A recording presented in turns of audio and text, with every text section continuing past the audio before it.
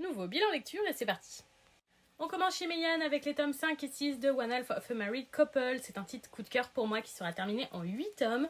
Ces 2 tomes nous ont permis de voir la même histoire mais du côté du personnage masculin, ce qui permet vraiment d'étoffer l'intrigue et de détester encore plus le personnage que nous détestons probablement tous.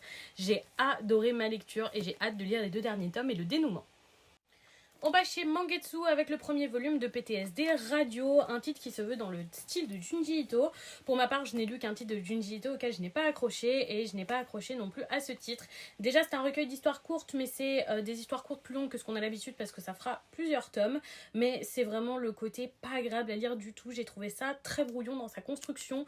On passe d'un personnage à l'autre, d'une scène à l'autre, sans vraiment de transition. C'est pas très agréable à lire et en plus, c'est un peu trop tiré par les cheveux, sans mauvais humour par rapport au contenu en rapport avec les cheveux pour moi, donc je passe mon tour pour ce titre. On continue chez Pika avec les tomes 2 à 4 de Fairy Tail City Hero qui me permettent de terminer ce spin-off de Fairy Tail. J'essaye de tous les lire et c'est encore une déception pour celui-ci. Le premier tome ne m'avait déjà pas emballé, mais la suite non plus. Je ne comprends pas l'utilité de cette histoire. C'est une histoire alternative et plutôt que Fairy Tail soit une guilde, c'est un commissariat et nos personnages sont donc policiers. On a retrouvé pas mal d'antagonistes de la série principale, ça c'était sympathique, mais pour le reste ça n'apporte rien. Je ne comprends pas le but de ce titre et j'ai pas apprécié. On va chez Doki Doki avec le one-shot Le chat mène l'enquête et j'avoue avoir été un petit peu déçue de remarquer que ce titre est finalement un recueil d'histoires courtes autour de ce chat. Alors tout tourne autour de ce chat mais il n'y a pas de véritable intrigue, c'est juste des petites histoires courtes de personnages humains qui on peut croiser ce chat durant son existence. C'est pas très poussé, c'est pas rédigé de manière très intrigante, en gros la curiosité n'est pas piquée. C'est une lecture plutôt détente qui se lit bien mais qui n'était franchement pas passionnante. On passe chez Panini avec les tomes 1 à 5 de Koi Furu Colorful, si je le dis comme il faut, sinon mes excuses.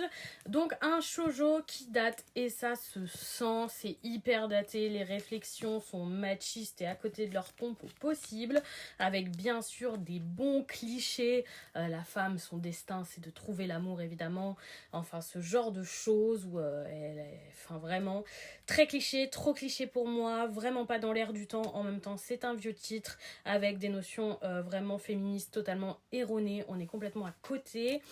Côté romance, c'est classique, c'est pas mauvais, c'est un shoujo parmi tant d'autres que je mettrais dans cette catégorie que j'utilise peut-être trop souvent, oubliable, de shoujo vu et revu. On termine avec le premier volume de Monster Maid édité chez Soleil Manga. C'est une lecture plutôt sympathique, les planches sont très belles mais malheureusement c'est un peu trop jeunesse pour moi. Je pense que c'est une lecture qui plaira vraiment aux plus jeunes. Avez-vous lu ces titres ou est-ce que certains vous tentent ?